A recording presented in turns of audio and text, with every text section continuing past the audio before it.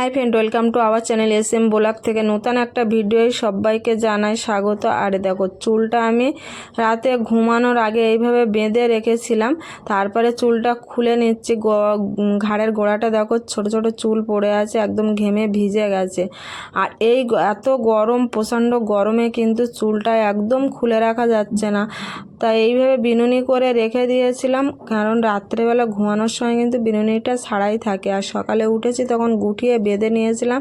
তা রান্নাবান্না কাজ বা সমস্ত কিছু সেরে একদম কিন্তু আমি ফ্রেশ হয়ে চলে এসেছি। চুলটা ছাড়িয়ে, বিনুনিটা খুলে চুলটা ছাড়িয়ে একদম উঁচু করে একটা খোপা করে নেব, কারণ ঘাড়ের মধ্যে যদি চুল পড়ে না, আমার ভীষণ অসহ্য লাগে। আর ছেড়ে দিলে তো আর উপায় নেই, একদম গায়ে খসখস করে ফুটছে। আর এখন যা গরম পড়ছে না, একদম ফ্যানের হাওয়াটা তো যা গায়ে লাগছে না, আর প্রচণ্ড গা জ্বালা করছে। আর নাইটি টাইটি একদম ভিজে স্নান করে আসলে যেরকম হয় সেরকম, আর বারে বারে নাইটিও পাল্টে নিচ্ছে, তবু যেন অস্বস্তিকর। কাজ করতে গেলেই ঘামে ভিজে যাচ্ছি। তাই এরকমভাবে কিন্তু চুলটা আমি ওই জন্য গরমে সবসময় কিন্তু উঁচু করেই বেঁধে রাখি। আর এইভাবে ছাড়িয়ে নিয়ে আর উঁচু করে বেঁধে রাখবো, যেহেতু এখন একটু বেরোবো। আর তারপরে কি স্নানের আগে একদম ছাড়িয়ে নিলে বেশ ভালো হবে। আর এইভাবে চুলটা বিনুনি করে রাখলে কিন্তু চুলটা জড়ায় না, বেশ ভালোও থাকে, ছাড়াতেও অসুবিধা হয় না, আর কত সুন্দর লাগে দেখো।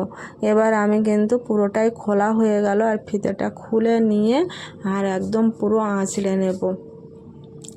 আর এই গরমে ভীষণ অস্বস্তি লাগছে, গা হাত পা জ্বালা করছে, মুখ টুক তো জ্বলে যাচ্ছে এরকম ভাব। আর এই চুলের জন্য যেন মাথার ভিতরে যেন গরম হয়ে আছে একদম। আর খোপাটা বেঁধে রাখলে, যখন ফ্যান চলে খুব জোরে, তখন আবার চুলটা ছেড়ে দিয়ে একটু বসি, ঘামের জন্য কিন্তু মাথায় ঘামের গন্ধও হয়ে যাচ্ছে।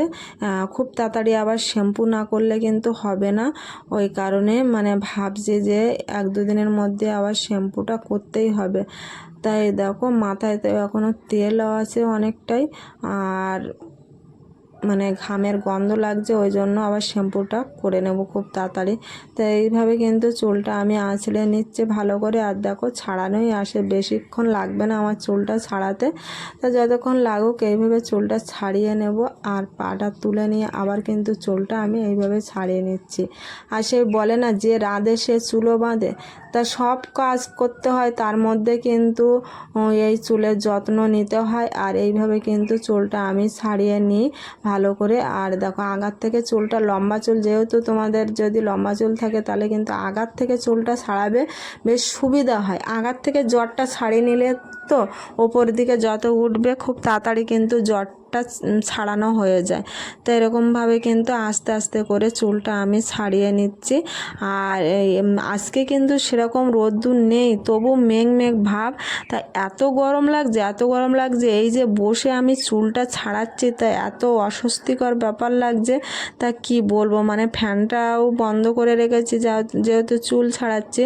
আর চুল ছাড়ানোর সময় কিন্তু আমি ফ্যানটা অফ করে রাখি, কারণ চুল তো ছাড়াতে গেলে চুল তো একটা দুটো যায় তো চুল উঠবে, আর সেই চুলগুলো না উড়ে উড়ে এখানে ওখানে থাকবে, তখন যে কোনো খাবার বা যে কোনো কিছুতে হাত পাতে জড়াতে থাকে, ওই জন্য কিন্তু অসহ্য লাগে।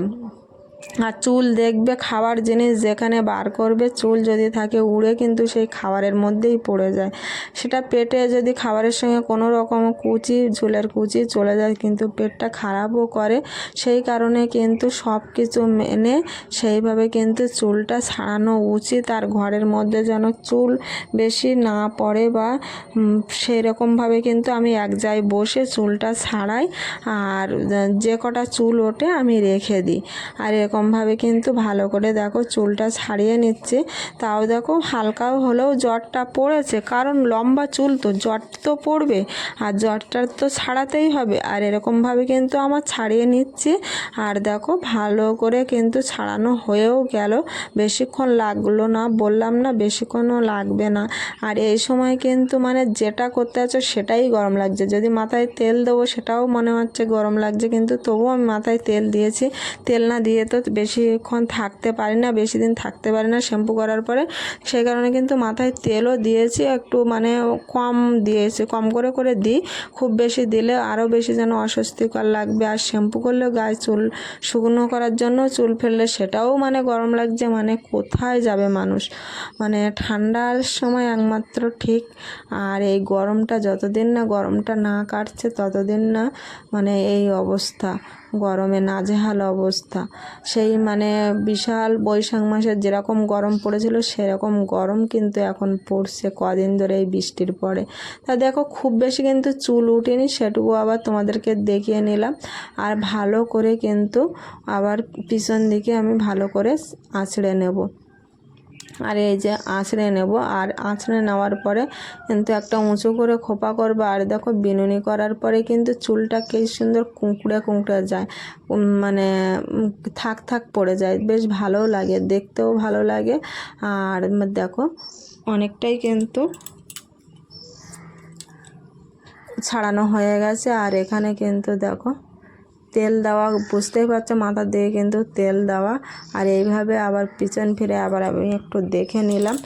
আর কি বলো তো, মানে অসহ্য লাগছে, পিঠের মধ্যে চুলটা পড়ছে, অসহ্য লাগছে, কখন বাঁধবো সেটাই চিন্তা।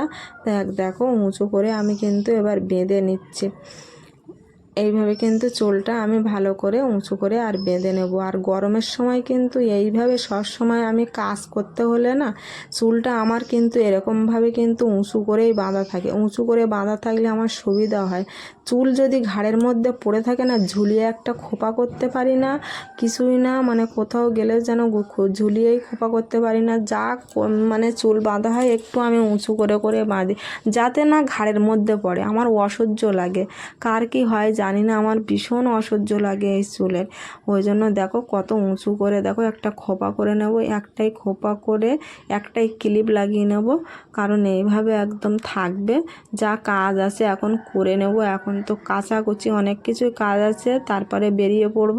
তারপরে ওখান থেকে এসে বাজার থেকে এসে তারপরে স্নান করব, ততক্ষণে চুলটা এতক্ষণ বাঁধা থাকবে। ওইভাবে মাথায় জল ঢেলে নেব, কোনো অসুবিধা হবে না, মানে স্নান করতেও অসুবিধা হবে না।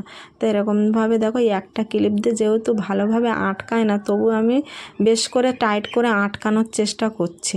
তা যতটা আটকানো যায় আটকে নিয়েছি। আর এরকমভাবে চুলটা বেঁধে নিলাম। তো খোপাটা কেমন লাগছে সবাই কমেন্টে জানাবে।